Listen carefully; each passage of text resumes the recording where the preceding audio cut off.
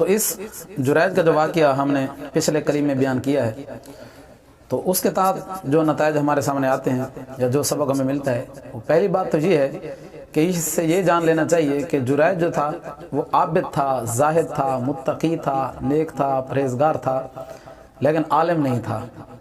بس یہ مسئلہ ہے۔ اگر وہ عالم ہوتا تو اسے پتہ ہوتا کہ میں نے ماں کا کیسا ادب کرنا ہے، لیکن چونکہ وہ عابد تھا، عالم نہیں تھا، تو اس سے یہ بھی پتہ چلا کہ عابد کی عبادت سے عالم کا سونا بھی افضل ہے، کیونکہ عالم جو ہے وہ عابد نہ بھی ہو، نبی کی شریعت کا عالم ہو اور شریعت کا سبق نبی کی امت تک پہنچانے والا ہو اور خود بھی شریعت پہ عمل کرنے والا ہو، وہ اس عابد سے 1000 درجے بہتر ہے جو عابد فقط عبادت کرتا ہو، علم نہ رکھتا ہو۔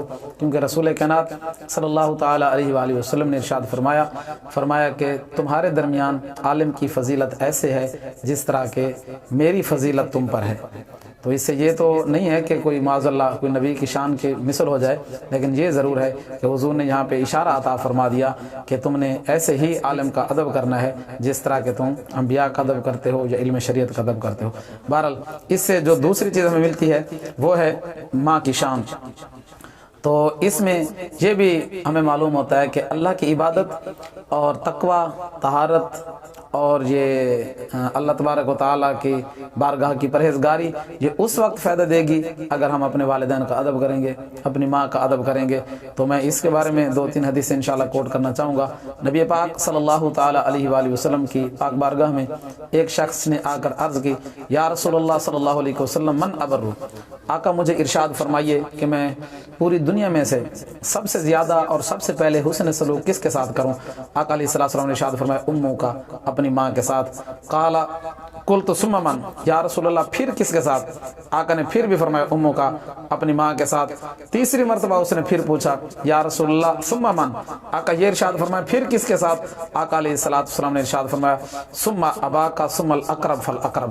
آقا نے ارشاد فرمایا 3 مرتبہ نبی علیہ السلام نے ارشاد فرمایا کہ سب سے پہلے جو تمہارے حسن سلوک کا جو حقدار ہے وہ تمہاری ماں ہے۔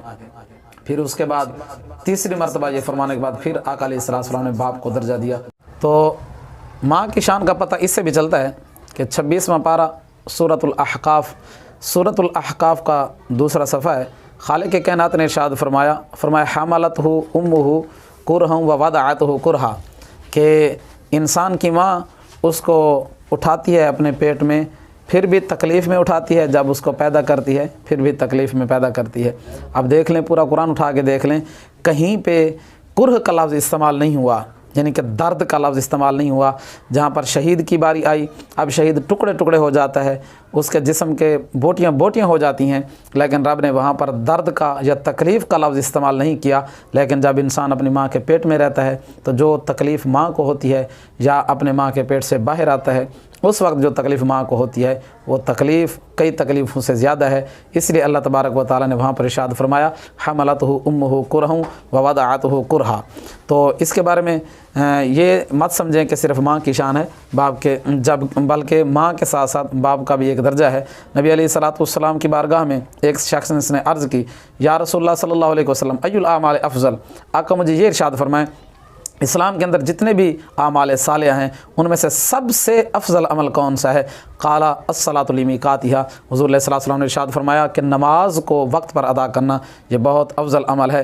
قلت ثم ماذا یا رسول اللہ صلی اللہ علیہ وسلم، آقا اس کا تعلق تو حقوق اللہ سے ہے، نماز کا تعلق حقوق العباد میں سے سب سے افضل عمل کون سا ہے؟ تو نبی علیہ السلام نے ارشاد فرمایا بر الوالدین، اپنے والدین کے ساتھ حسن سلوک کرنا یہ سب سے اچھا عمل ہے۔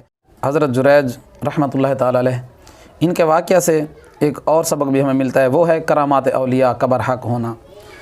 کیونکہ حضرت جریج نے جب اس بچے کی طرف اشارہ کیا تو اس بچے نے اس وقت کلام کیا جب وہ کلام کرنے کے قابل نہیں تھا، تو یہ کرامات اولیاء میں سے ہے۔ تو یہ اس حدیث سے بھی ثابت ہوتی ہے۔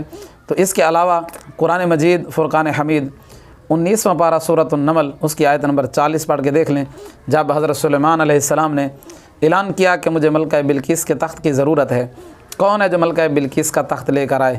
سینکڑوں میل دور تھا وہ تخت، تو وہاں پر اللہ کا ایک ولی بیٹھا تھا جس کے بارے میں قرآن مجید نے ارشاد فرمایا قال الذی عنده علم من الکتاب، انا آتی کا بھی قبل ان یرتد الیک طرفک۔ اس نے عرض کی کہ وہاں پر ایک ایسا آدمی بیٹھا تھا جو کتاب کا علم رکھتا تھا، تو اس نے کہا انا آتی کا بھی، میں اسے لے کر آتا ہوں۔